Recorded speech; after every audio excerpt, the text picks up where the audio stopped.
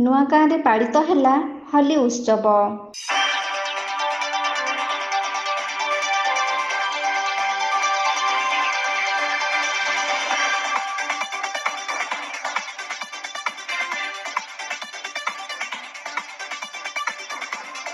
ରଙ୍ଗର ପସରା ନେଇ ଫଗୁଣ ହୋଲି ଆସି ଦୁନିଆକୁ ରଙ୍ଗୀନ କରିଦିଏ। ସମସ୍ତେ ରାଗରୁଷା ଭୁଲି ସ୍ନେହ ମମତାର ଡୋରିରେ ରଙ୍ଗ ଖେଳି ମଜା ନେଇଥାନ୍ତି। ଗାଁଠାରୁ ଆରମ୍ଭ କରି ସହର ବଜାର ପର୍ଯ୍ୟନ୍ତ ସବୁଠାରେ ବର୍ଷିଯାଏ ସପ୍ତ ରଙ୍ଗର ପସରା।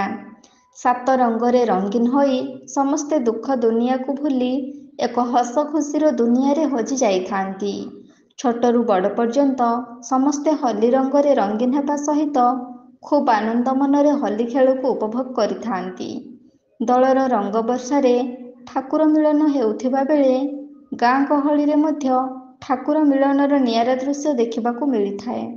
ସେମିତି ଏକ ନିଆରା ଦୃଶ୍ୟ ଦେଖିବାକୁ ମିଳିଛି କେନ୍ଦୁଝର ଜିଲ୍ଲା ପାଟଣା ବ୍ଲକ ଅନ୍ତର୍ଗତ ଖିରେଇ ଟାଙ୍ଗିରି ଗ୍ରାମ ପଞ୍ଚାୟତର ନୂଆଗାଁ ଗ୍ରାମରେ।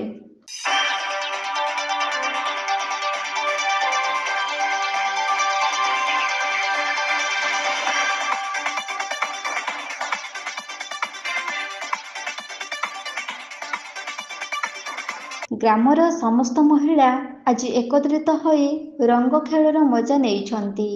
ରାଗରୁଷାକୁ ଭୁଲି ଏକତ୍ରିତ ହୋଇ ଗାଁ ଦାଣ୍ଡରେ ରଙ୍ଗ ବୋଳାବୋଳି ହେବାର ନିଆରା ଦୃଶ୍ୟ ମନେ ପକାଇ ଦିଏ ଯେ ସ୍ନେହ ମମତାର ଅତୁଟ ବନ୍ଧନ ସବୁବେଳେ ସବୁ ସମୟରେ ଆପଣାର କରିନେଇଥାଏ। କୁନି ପିଲାମାନଙ୍କୁ ରାଧାକୃଷ୍ଣ ବେଶରେ ସଜେଇ ନାମ ସଂକୀର୍ତ୍ତନ କରି ଗାଁ ଦାଣ୍ଡ ବୁଲାଇବା ଦୃଶ୍ୟ ସମସ୍ତଙ୍କୁ ଆକୃଷ୍ଟ କରିଥିଲା। ରଙ୍ଗରେ ରଙ୍ଗୀନ ହୋଇ ମହିଳାମାନେ ନୃତ୍ୟର ପସରା ଖୋଲି ଦେଇଥିବା ବେଳେ ହୋଲି ପର୍ବକୁ ଉପଭୋଗ କରିବା ପାଇଁ ସମସ୍ତେ ନାଚ ଗୀତରେ ମାତି ଯାଇଥାନ୍ତି। ରାଧାକୃଷ୍ଣଙ୍କ ଯୁଗଳ ମୂର୍ତ୍ତିକୁ ଗାଁ ଦାଣ୍ଡ ପରିକ୍ରମା କରି ଗାଁ ଶେଷ ମୁଣ୍ଡରେ ଦହି ହାଣ୍ଡି ଭାଙ୍ଗିବାର କାର୍ଯ୍ୟକ୍ରମ କରାଯାଇଥିଲା।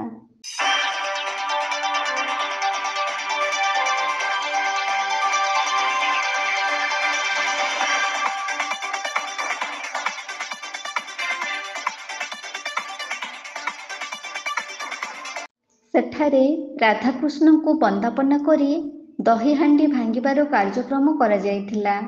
ଏହି ସମୟରେ ସମସ୍ତେ ନାଚ ଗୀତରେ ମଜିଯାଇ କାର୍ଯ୍ୟକ୍ରମକୁ ଅଧିକ ଉତ୍ସବ ମୁଖରିତ କରିଦେଇଥିଲେ।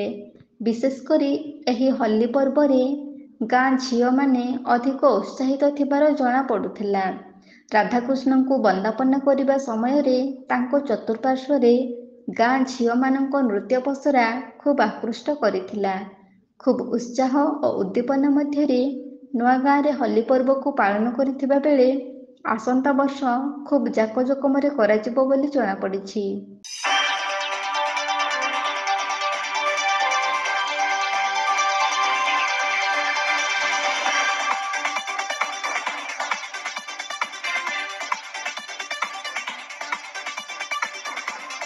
କେନ୍ଦୁଝରରୁ ବାସୁଦେବ ସିଂଙ୍କ ରିପୋର୍ଟ, ଏବି ନ୍ୟୁଜ୍।